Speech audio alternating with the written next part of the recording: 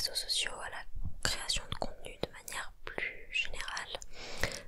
J'ai mon entreprise du coup. Je suis inscrite auprès de l'URSSAF en tant que micro-entrepreneuse et voilà, je vis de ça. Est-ce que je peux utiliser le mot vivre? Non, parce qu'aujourd'hui encore, je peine à atteindre le SMIC.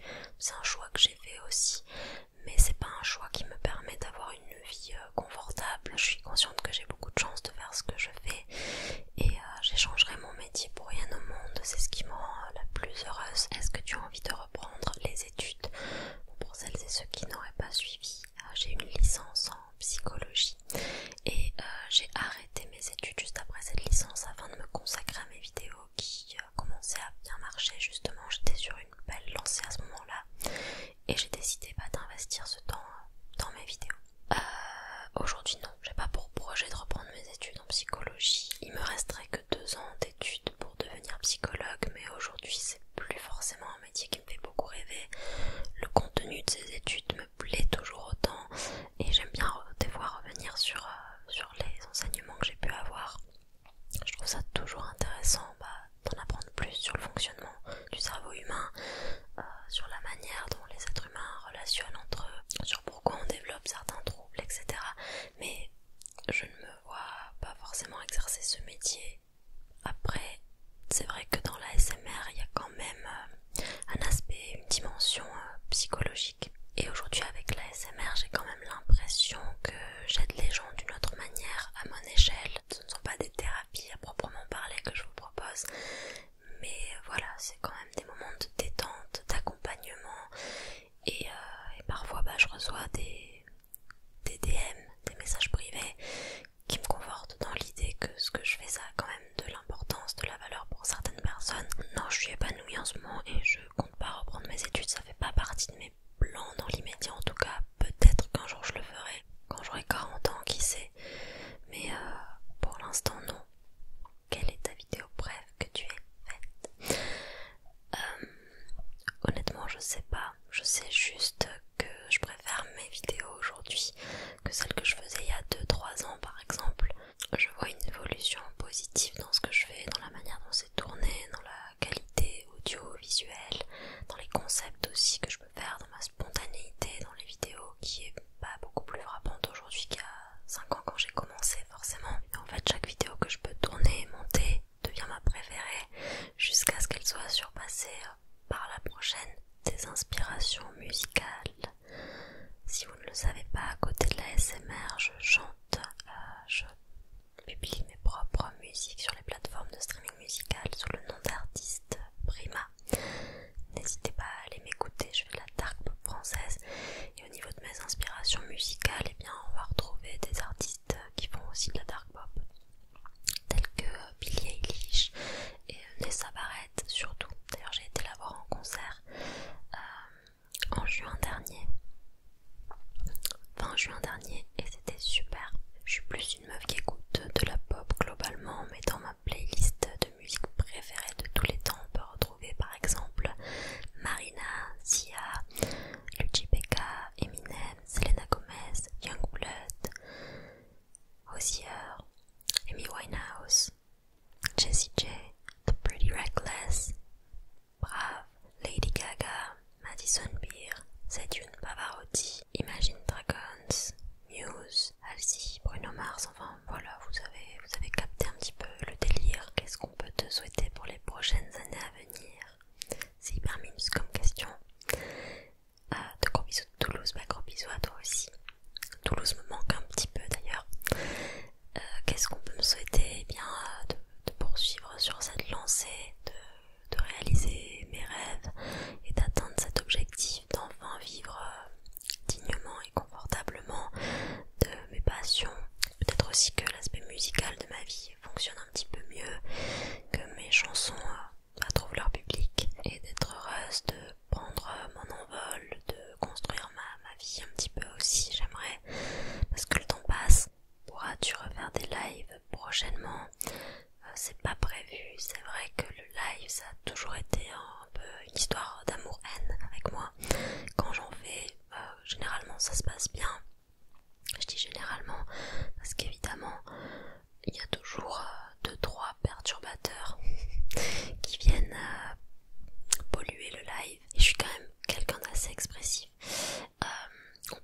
choses facilement sur moi.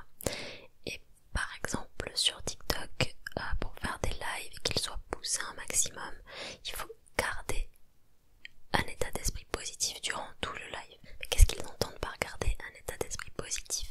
Eh bien ça passe par le fait d'avoir un grand sourire, un peu niais jusqu'aux oreilles comme ceci, d'être très mielleux, très doux. Et alors pour le coup, moi c'est pas parce que je fais de la ASMR que je suis comme ça. Je suis quand même plutôt beaucoup impulsive. J'aime aussi avoir un certain contrôle sur ce que je partage sur les réseaux et pouvoir bien choisir les moments que j'ai envie d'exposer à ma communauté. Je comprends le fait que le live crée du lien avec les abonnés et donne une illusion de proximité avec sa communauté, mais le mot-clé c'est vraiment illusion. Et pour le coup j'ai toujours été assez claire avec ça, c'est que je ferai jamais partie des créateurs de contenu qui n'ont pas vraiment de limites bien tracées, bien définies entre leur vie professionnelle, ou en tout cas leur activité sur les réseaux, et leur vie privée. J'estime partager déjà beaucoup de moi sur les réseaux à travers mes vidéos et la fréquence à laquelle je suis présente.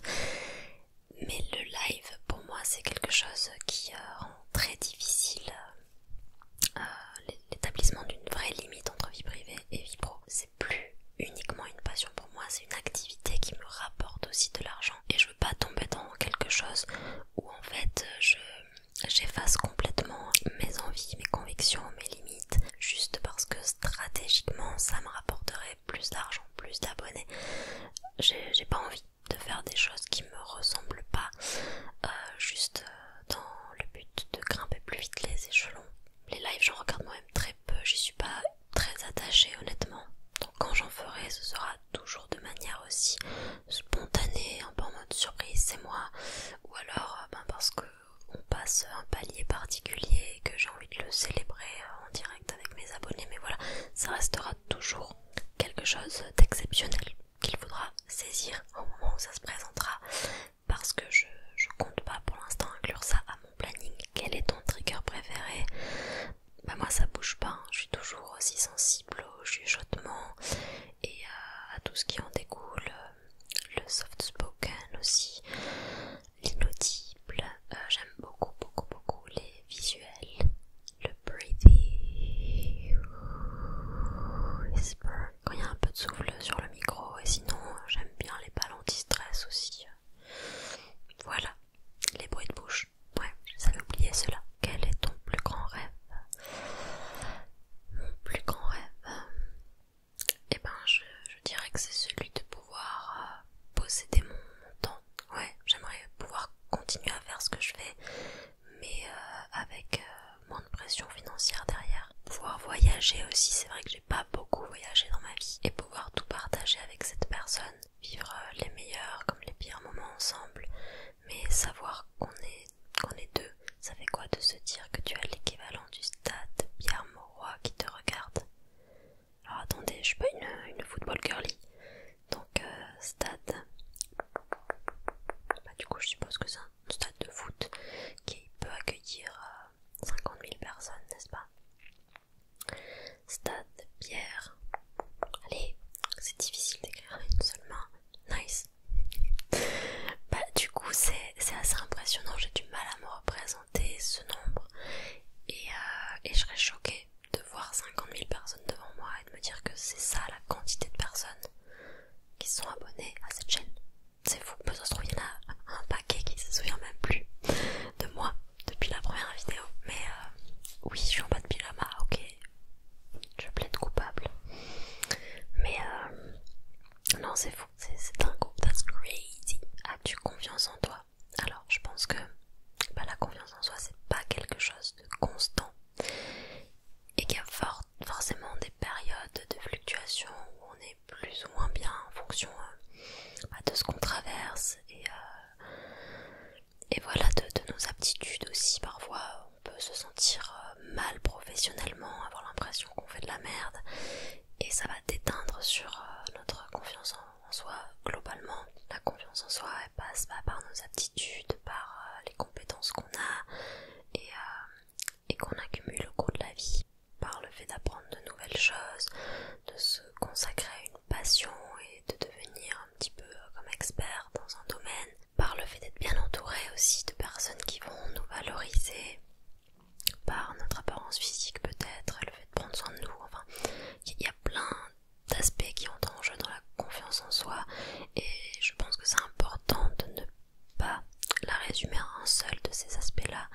Par exemple, de ne pas baser toute notre confiance en nous sur notre physique. Voilà, c'est intéressant de développer d'autres choses. Je sais qu'une grande partie de ma confiance en moi, elle vient de la créativité que je peux avoir et de tous les projets que je peux réaliser. Vos compliments aussi m'aident à avoir confiance en moi, c'est une certitude.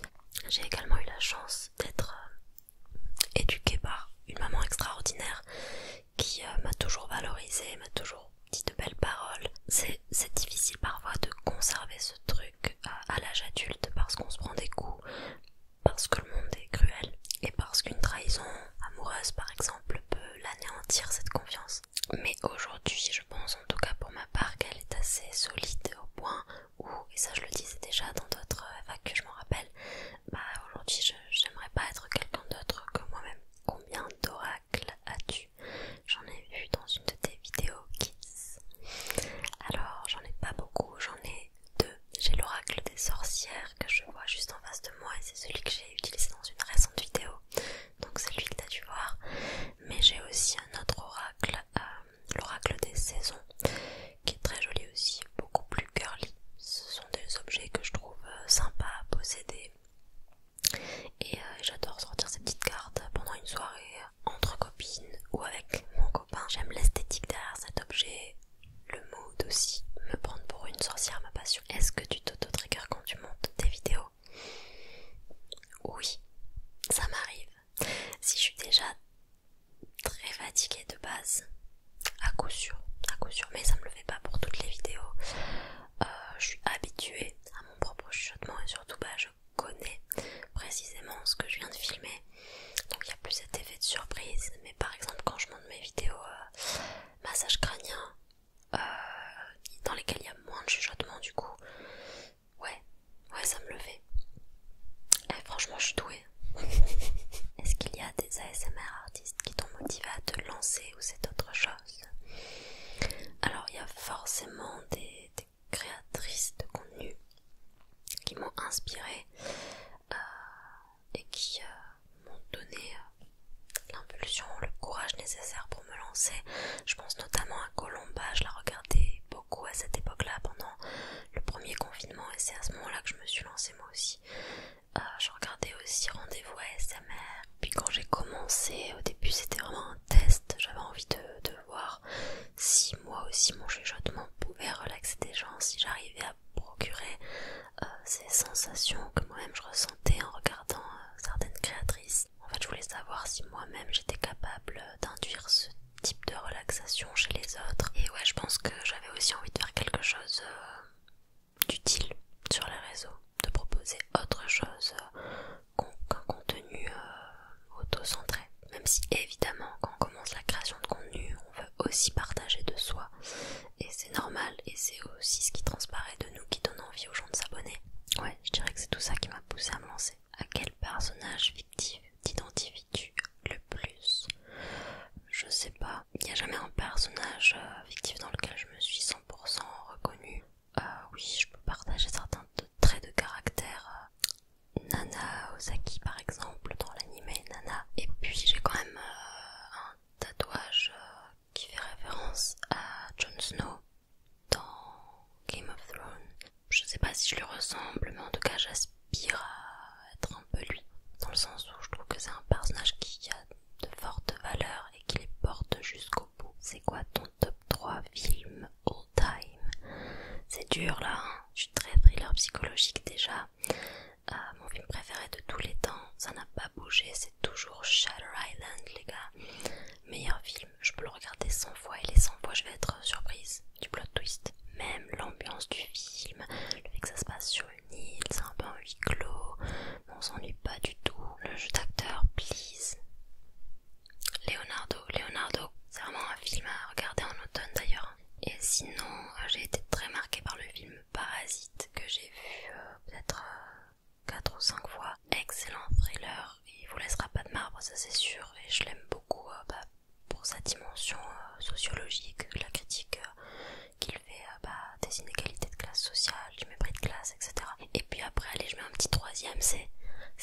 péché mignon. C'est un petit guilty pleasure, c'est Titanic. Mais ça c'est pareil, je pourrais le revoir 50 fois. Je serais toujours aussi touchée par ce film. Puis la première fois que je l'ai vu, j'étais assez jeune. Et ouais, à chaque fois que je le regarde à nouveau, ça me replonge dans mes années adolescentes, etc. J'ai des souvenirs en rapport avec ce film. Je me rappelle d'ailleurs que j'avais été le voir quand il avait été un peu remasterisé, je crois, pour qu'il passe en 3D au cinéma, et j'avais été le voir avec mon ancienne meilleure amie, je me rappelle.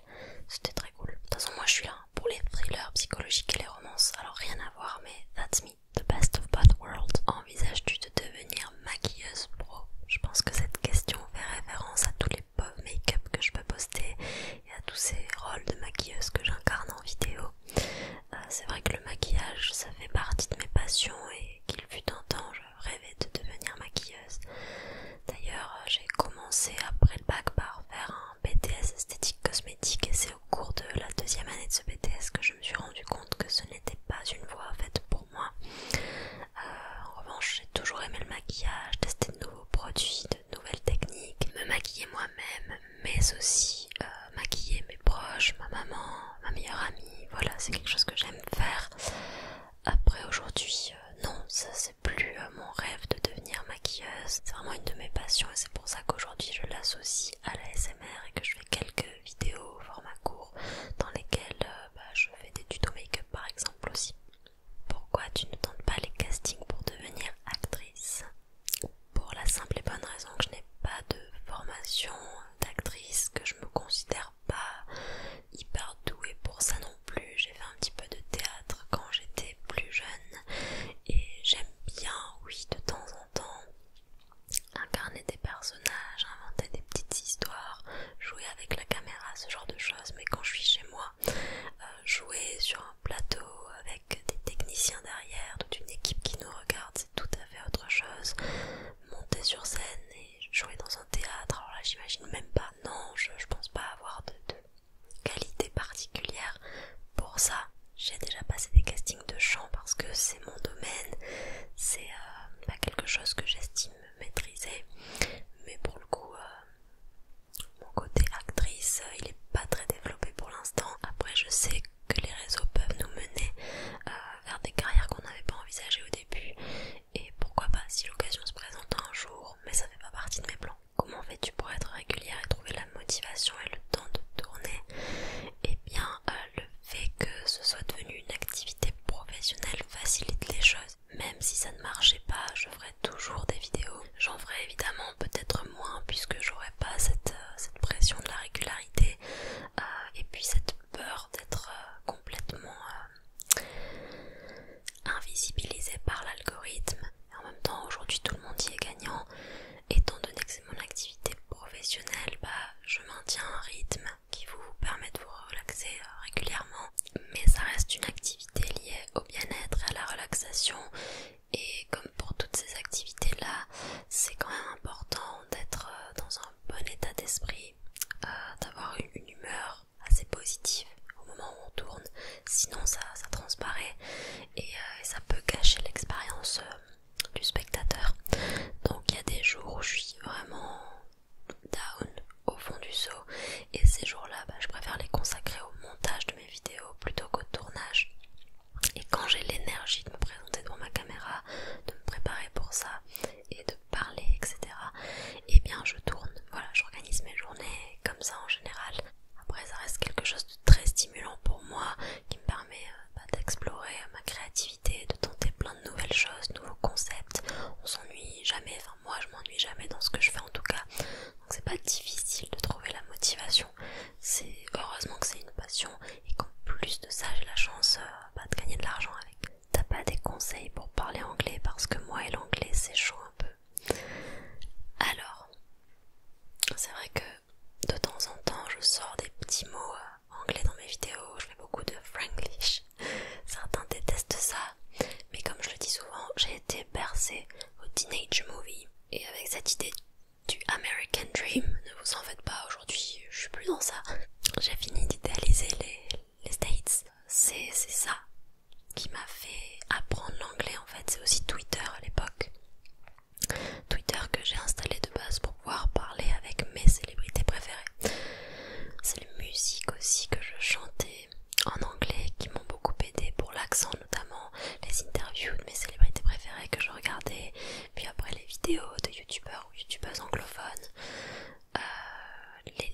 aussi que j'ai pu lire en anglais. Regarder des films ou des séries en VO avec les sous-titres, ça peut aider. Puis aujourd'hui il y a quand même pas mal d'applis comme, je suis pas sponsorisée hein, mais Duolingo je crois, qui proposent des cours. Je sais pas trop ce que ça vaut, si ça aide ou pas. J'imagine que ça peut être un premier pas vers l'apprentissage d'une nouvelle langue. Voilà les conseils que je pourrais donner à quelqu'un qui souhaite apprendre l'anglais. Et ouais, si vous avez les moyens, des cours particuliers. Est-ce que tu comptes ne plus poster de contenu sur notre chaîne? Alors, j'avais lancé effectivement la chaîne Zoé ASMR et j'ai déjà abordé le sujet, mais l'info n'a pas dû assez circuler. Du coup non, je ne posterai plus de contenu sur cette chaîne secondaire, en tout cas c'est pas au programme pour l'instant. J'y laisse les vidéos qui ont été postées, mais je compte pas en ajouter d'autres pour la simple et bonne raison, encore une fois, que c'était trop par rapport à ce que je pouvais faire. Parfois faut faire des choix, et c'est vrai que j'ai privilégié bien cette chaîne Sleepy Marie qui est la première et qui fonctionne pas si mal. Peux-tu nous partager une expérience, leçon de vie que tu as vécue dernièrement?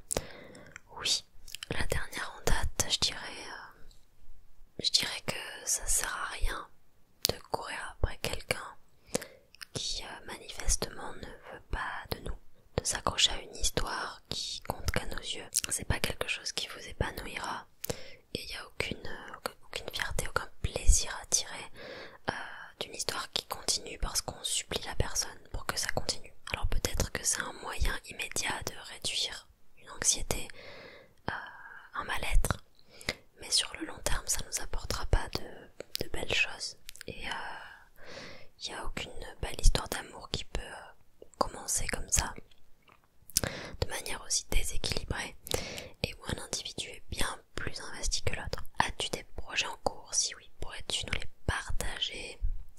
Pas de gros projets en mode production XXL, des budgets de vidéo à 100 000 €, non, on n'en est pas là les gars, doucement. Mais quand même un petit projet, oui, un nouveau concept, qui n'est pas nouveau sur YouTube ou dans le monde de la création de contenu, mais qui est nouveau pour moi en tout cas. J'ai essayé de l'adapter à ma sauce. C'est le concept, vous savez, où on réagit aux anecdotes de nos abonnés. Il y a quelques youtubeuses à l'époque qui faisaient des Dr Love, je pense à Anna RVR notamment, Roubaba, Cindy aussi qui faisait les Vos Crushs de l'enfer, et moi je décide de lancer Pyjama Drama. C'est une série de vidéos au format court pour l'instant, mais qui va arriver au format long sur YouTube. Je trouve que c'est un bon concept, que ça permet de souder la communauté, de s'entraider entre nous, ce concept un petit peu pyjama party où on chuchote, on se raconte des petits potins, des anecdotes, ça peut être cool. Et puis il y a des gens qui n'ont pas la chance de se confier à quelqu'un dans leur vie réelle, donc ça leur fait du bien d'extérioriser ces expériences, ces dramas auprès d'une créatrice de contenu ou d'un public qui leur ressemble à peu près. Donc voilà, j'espère que vous apprécierez ça, et la première vidéo long format de ce concept devrait voir le jour très vite sur la chaîne. Tu fais de la musique depuis combien d'années? Et est-ce que tu comptes faire une vidéo ASMR où tu nous parles de ça? N'hésite pas à suivre pour faire une chanson, etc. Je fais de la musique, je chante plus particulièrement depuis une quinzaine d'années, quelque chose comme ça maintenant. Attendez, je suis si vieille que ça là. Bon, je chante depuis toujours, mais plus sérieusement depuis mes 11-12 ans. J'ai créé ma chaîne YouTube de chant en 2011 je crois. Ouais, c'est ça. Fin 2010 ou 2011, je sais plus, par là, dans ces eaux-là. Et je n'ai pas arrêté depuis. J'ai déjà posté ce type de vidéo, c'était une très grande FAQ qui concernait que la musique, que le chant, ma passion pour le chant. Je mettrai le lien dans la barre d'infos si ça vous intéresse, et je réponds à plein de questions de ce style. Quelles sont tes origines? Je suis française, mais j'ai des origines italiennes. C'est du côté de ma grand-mère paternelle. Quel est le processus de création pour tes chansons? Et ça va vraiment dépendre. Parfois je trouve une instru sur YouTube, je l'écoute, je chante en yaourt dessus, je fais ce qu'on appelle ma top line, c'est la mélodie des mots, et puis ensuite je mets des mots sur cette top line en fonction des sujets